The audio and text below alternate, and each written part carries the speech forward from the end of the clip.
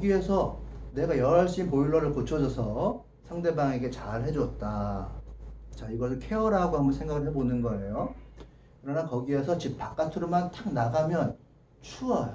춥다라고 하는 것은 사람에게 부정적인 감정이 들게 하고 불쾌한 감정이 들게 하고 빨리 내가 내 개인의 동굴로 들어가서 은신해야 되겠다라고 하는 본능적인 감정을 일으키는 거예요. 아주 극심한 불쾌감이 몰려오게 됩니다. 거기에서 이제 이별이 생겨날 가능성이 많아요. 요게 사람은 신실하지가 않잖아요. 그래서 내가 당신에게 최선을 다해서 케어하겠습니다. 잘해주겠습니다. 라고 얘기하는 것은 내가 혼자 최선을 다해서 적당한 온도를 올리는 거예요. 그러면 거기에서 끝까지 할 수 없어서 살짝 온도가 떨어지면 그때 극심한 불쾌감이 올라오는 거죠. 이런 사람은 이런 후유증을 알아서 그것을 보통 번아웃이라고 얘기를 해요.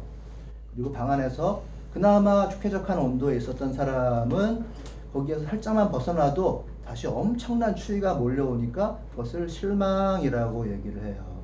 사람이 목회를 할 때, 상호 목회를 할 때 내가 당신에게 잘해주겠습니다 라고 하는 것은 10도에서 15도 정도 올리는 것이고요. 그러나 하나님의 사랑과 신실함 안에 같이 있읍시다 하는 것은 25도, 23도 쾌적한 온도로 근본적인 따스함 안에 같이 있는 거예요.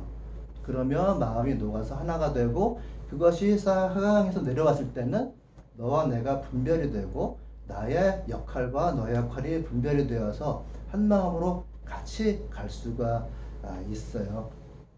그러나 나 혼자 열심히 해서 땀 뻘뻘 내고 상대가 쾌적하게 있는 그 정도의 적당한 온도 올림은 굉장히 위험한 순간이고 거기서 떨어질 때 이거 위험한데 라고 생각하시면 됩니다.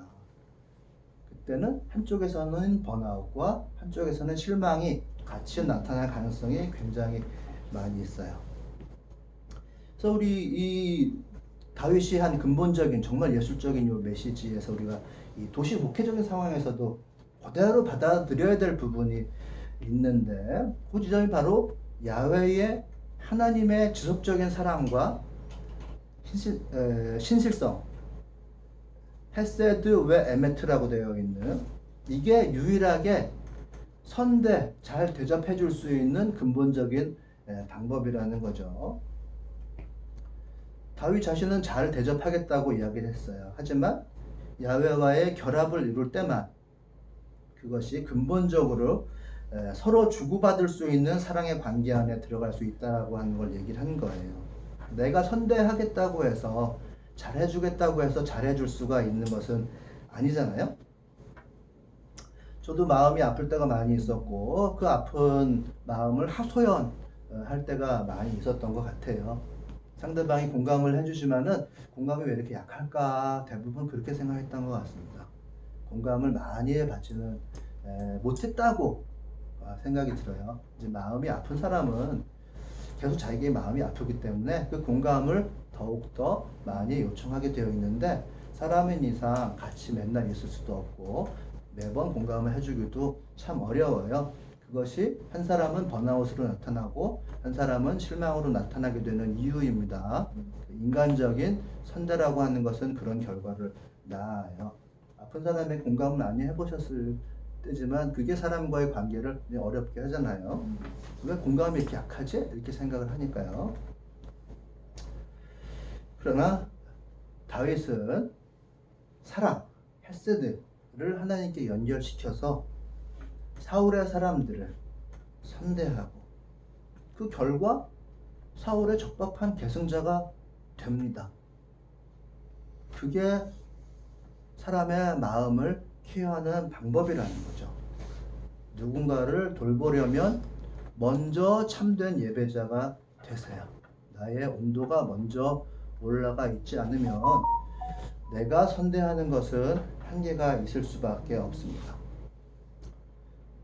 우리가 지난번에는 디모데 후서를 같이 읽었죠? 거기 경건의 능력이라고 하는 것을 우리 메시지로 받았어요.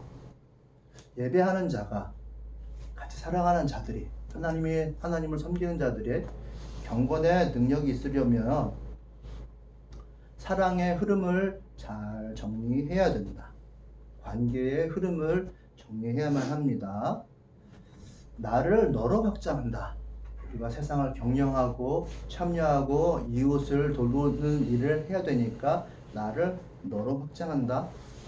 나를 중단시키고 너에 대한 의무로 나아간다가 아니고 그것은 사랑의 질서가 잘못되어 있는 거예요.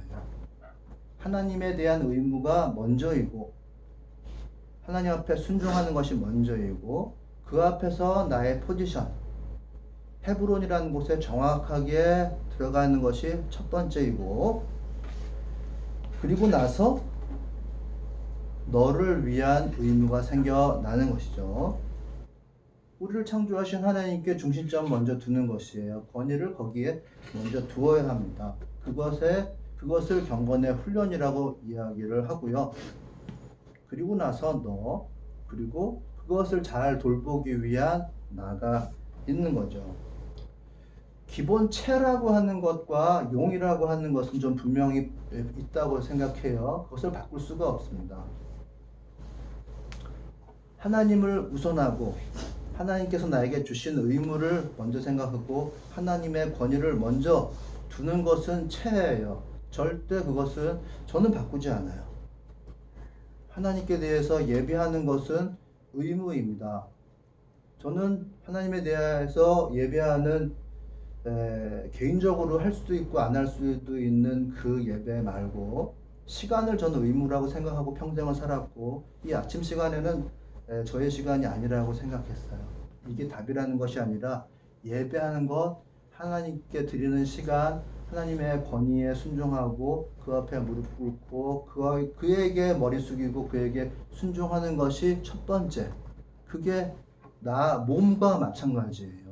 나의 몸이 없으면 나의 움직임, 용이라고 하는 것은 헛개비가 되겠죠.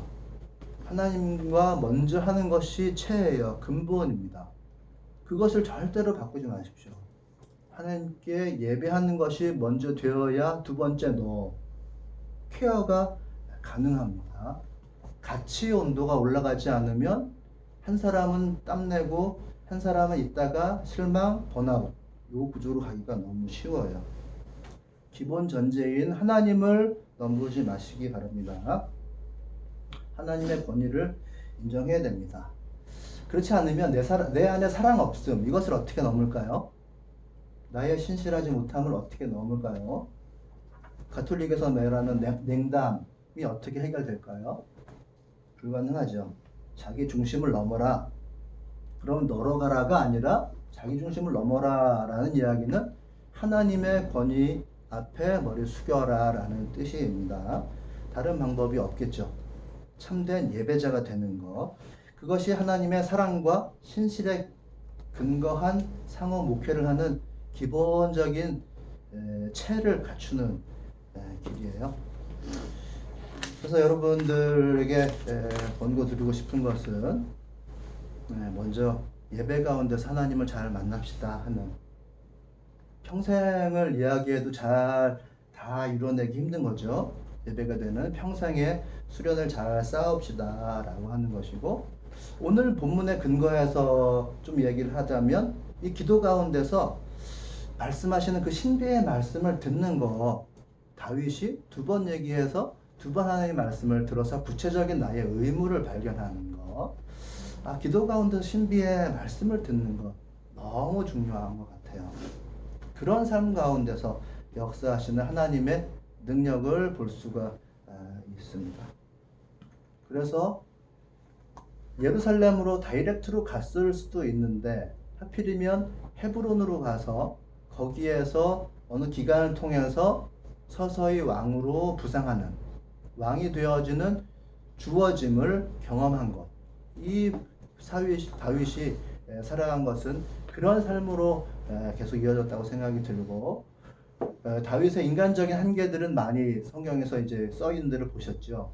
그런 사람이 바로 우리들인데 그런 사람일지라도 자기 분을 모르고 넘어가고 자기 한계를 모르고 넘어가더라도 아이쿠야 하나님 앞에서 나의 의무가 무엇인지를 다시 생각하고 돌아오고 회개하고 물어보고 거기에 다시 한번 무릎 꿇는 이런 삶이 결국은 우리들에게 주어진 나의 자리를 받는 그런 길이겠다 이런 생각이 듭니다. 자, 오늘 제가 드린 말씀은 여기까지고 이런 주어짐이라는 것, 왕으로 부상함의 이유가 뭔지를 잘 한번 추적해 보시기 바랍니다. 말씀 마치겠습니다. 네, 말씀 정리하고 새기면서